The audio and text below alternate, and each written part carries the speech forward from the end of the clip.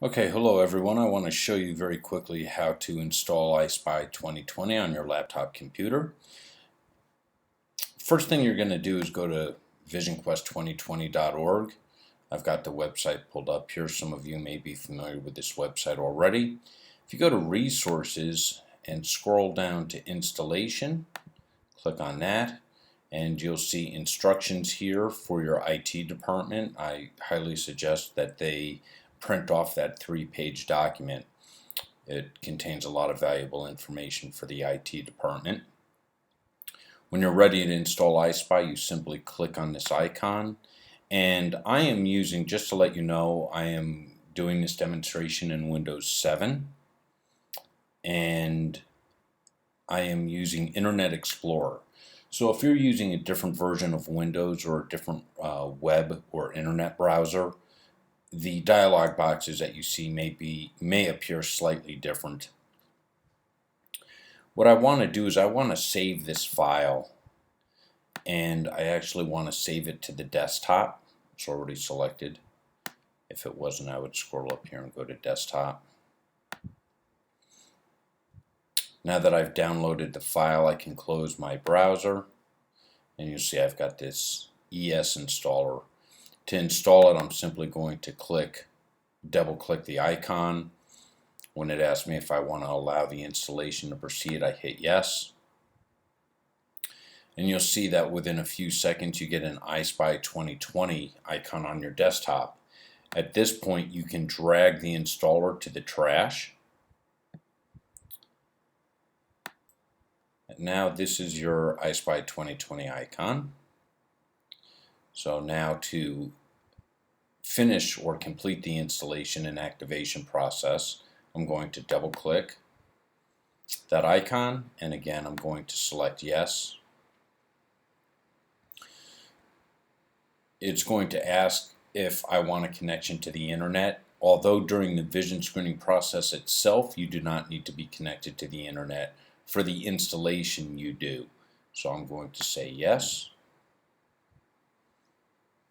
And normally when you launch for the first time on your computer, depending whether or not you've had other applications that have required this process, your settings should look something like this. And what you want to do is you want to slide this lever all the way to the right, and it is very important that you do not click this icon or this checkbox that says never ask again. So you want it to look like this image down below. Once you've slid that lever all the way to the right, you click close, and now you hit done. Now you're going to type in your activation code, and I've redacted the code so that I'm not disclosing anybody's activation code. Once you've submitted the code and that information, if you've entered your code correctly, your school or district's information will appear here. You just verify that that's correct. If it's not correct, hit this info is wrong, and then you can re-enter your activation code. In this case, it's correct. You can scroll through the use agreement for EyeSpy 2020. Once you've read and understood, if you're authorized, you press the accept button. You'll be presented with a dialog box explaining that EyeSpy needs to be restarted. So you will simply restart EyeSpy. Again, depending on your user account control settings, which your IT department sets up, you'll be presented with this dialog box.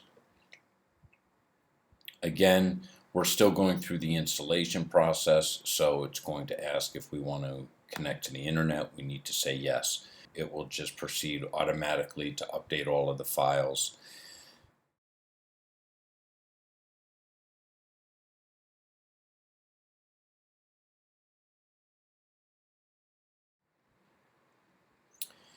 It updates all of the files necessary for the installation to complete, including any customization for your particular installation of EyeSpy 2020. Once you're presented with this message that says click the left mouse button of the device to be used during gameplay, That's exactly what you do. You just proceed by pressing the left mouse button. Your school's information or district will appear here. If you're a multi-school district, if you click that down arrow, you'll be presented with a list of all of the schools within your district, and then you would just click the appropriate school at which you were conducting vision screenings. In this case, the school location has already been identified because you're just one school. So we're going to hit continue. And now we have to do the calibration. Now, I can't show you on video exactly what I'm doing here, but I will talk you through the process. I am holding a dollar bill up onto the screen. I'm aligning it in the upper left-hand corner. The upper left-hand corner of the dollar bill is going right into those crosshairs or those alignment marks, and then I am simply clicking the lower left, or I'm sorry, lower right corner of the dollar bill until the box is drawn tightly around the dollar bill. Now, in the case of Windows 10, what you may find is that every time you try and hold a dollar bill up to the screen, if you have a touch screen, it actually moves the cursor on your behalf, and it makes the calibration process difficult. So what we recommend doing is temporarily turning off the touchscreen aspect of your laptop. Once you've got the size of the box drawn accurately, then just hit save.